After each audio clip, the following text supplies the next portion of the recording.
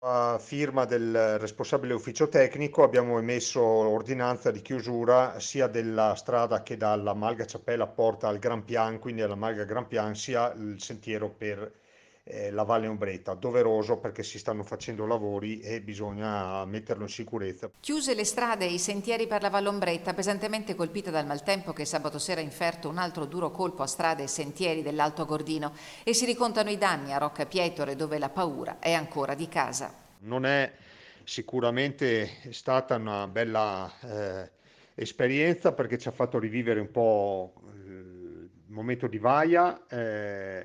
La Valle Ombretta è stata messa completamente sottosopra, purtroppo una delle più belle valli alpine che adesso avrà sicuramente da pagare un conto alto. Escavatori all'opera nella zona del Gran Piano, oltre il campeggio, in Vallombretta, mentre in queste ore si sta pensando allo sghiaiamento del torrente Pettorina all'uscita dei serrai di Sottoguda. Si aspetta l'evento previsto non buono di stasera e speriamo che sia più lieve dell'altro ieri e che non faccia nessun danno. La scorsa notte i nuovi temporali hanno causato versamento di materiale nella zona di Capannabilla. Le operazioni di rimozione si sono concluse e la strada per il Fedaia è di nuovo percorribile.